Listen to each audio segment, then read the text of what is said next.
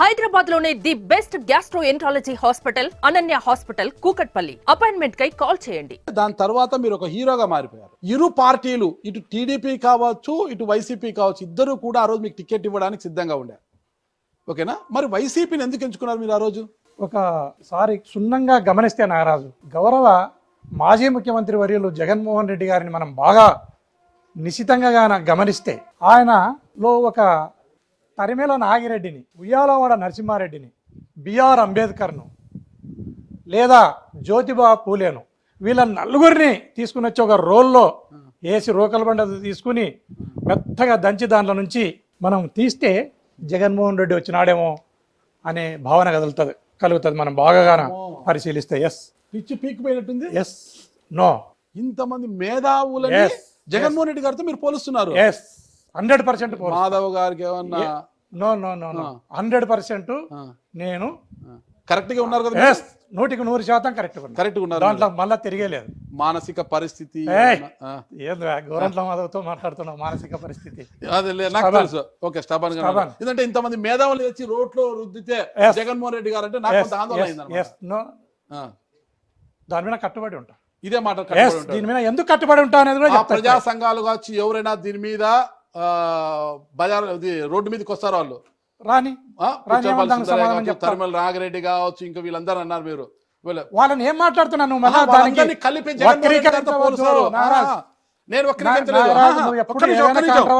చూస్తుంటావు, దాన్ని వక్రీకరించవద్దు. నేనేం చెప్తున్నా, దాని అర్థం ఏంటి? బిఆర్ అంబేద్కర్ గారు కానీ, జ్యోతిబా పూలే గారిని, తరిమేల నాగిరెడ్డిని, ఉయ్యాలవాడ నరసింహారెడ్డి వీళ్ళ ఆలోచనలు అన్ని కూడా జగన్మోహన్ రెడ్డి గారిలోనే కనపడతాయి అనే మాటను చెప్తున్నారు. దాని మీద కట్టుబడి ఉంటాం. ఇది వక్రీకరించడం. నేనేమంటే మా నాయకులు అంటే మేము అభిమానించే అంబేద్కర్ గారి యొక్క ఆలోచనలు జగన్ గారి ఆలోచనలు 100% పూర్వానికి జగన్మోహన్ రెడ్డి గారు వారి కుటుంబం ఎప్పుడో దళితులను 50-60 ఏళ్ల నాడే స్వాగతించిన కుటుంబం దళితులను. బిఆర్ అంబేద్కర్ గారిని మనం ఎట్లా పోల్చామండి? తొలితరం స్వతంత్ర సమరయోధుడైన ఉయ్యాలవాడ నరసింహారెడ్డి గారితో ఎందుకు పోలిశారు? అతనికి ఉండే దమ్ము, అతనికి ఉండే ధైర్యం, అతనికి సమాజం పట్ల అతనికి ఉండే కన్సర్న్, వీటినన్నింటినీ కలిపి నేను వాళ్ళని పోల్చడం జరిగింది. రాజకీయాల కంటే వైసీపీలోకి వెళ్ళక ముందు ఒక ప్రశ్న, నాకు అది క్లారిటీ కావాలి. నాకు ప్రభాకర్ చౌదరి గారు ఆ రోజు ఎమ్మెల్యేగా ఉన్నప్పుడు మిమ్మల్ని కోరి తెచ్చుకున్నాడు ఆయన. 1 టౌన్ అనుకుంటా, ఓల్డ్ టౌన్ 1 టౌనే కదా అది తెచ్చుకున్నాడు. ఆయనకు మీకు బాగా సంబంధం అండి. ఆ రోజు ఇక మీరు వైసీపీలోకి వెళ్తారనగా ప్రభాకర్ చౌదరి గారితో దాదాపు అరగంటకు పైగా రహస్యంగా మాట్లాడి వచ్చారు. 1 టౌన్ పోస్టింగ్ మీరు ఒకసారి గమనించండి. మంత్రిగా రఘువీరారెడ్డి గారు పవర్లో ఉన్నారు. కాంగ్రెస్ పార్టీ అధికారంలో ఉన్నప్పుడు నేను 1 టౌన్ పోలీస్ స్టేషన్కి రావటం జరిగింది. 1 టౌన్ పోలీస్ స్టేషన్కు నేను కాంగ్రెస్ పార్టీ అధికారంలో ఉన్నప్పుడు నేను 1 టౌన్ పోలీస్ స్టేషన్కి రావటం జరిగింది. 1 టౌన్ పోలీస్ స్టేషన్కి వచ్చిన తర్వాత అసెంబ్లీ ఎలక్షన్లు జరిగినాయి. అసెంబ్లీ ఎలక్షన్లు జరిగిన తర్వాత ప్రభాకర్ చౌదరి గారు ఎమ్మెల్యేగా ఎన్నిక కావటం జరిగింది. ఆయన ఎమ్మెల్యేగా ఎన్నికైన తర్వాత స్వయంగా మీరు ప్రభాకర్ చౌదరిని అడగండి. ఎన్నికైన తర్వాత మీరు న్యాయమైన ఎలక్షన్లను జరిపినారు, న్యాయమైన ఎలక్షన్లను జరపడంలో మీరు సహకరించినారు.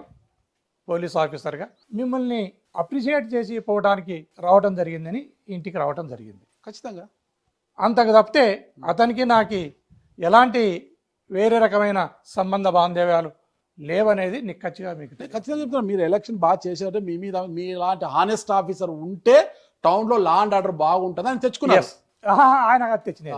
కాంగ్రెస్ ప్రభుత్వంలో నేను అప్పటికే పోస్టింగ్ కాంగ్రెస్ ఉన్నారు. ఎలక్షన్ తర్వాత మార్చుకోవచ్చు కానీ నేను మార్చలేదు, మిమ్మల్ని అలాగే పెట్టారు.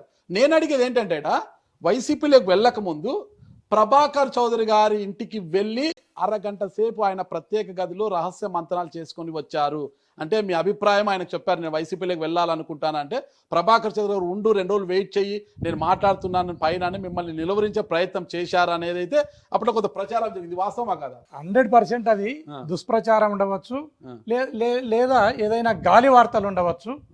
నేను స్వబుద్ధితో నేను స్వయంగా నిర్ణయం తీసుకుని నేను జగన్మోహన్ రెడ్డి గారి పట్ల ఆకర్షితుడనై నేను వైఎస్ఆర్ కాంగ్రెస్ పార్టీలో ఎంపీగా పోటీ చేయడం జరిగింది తప్ప దీంట్లో ఎవరి ఇన్ఫ్లుయెన్స్ లేదనేది మీరు అందరు కూడా గమనించాలి నారాజ్.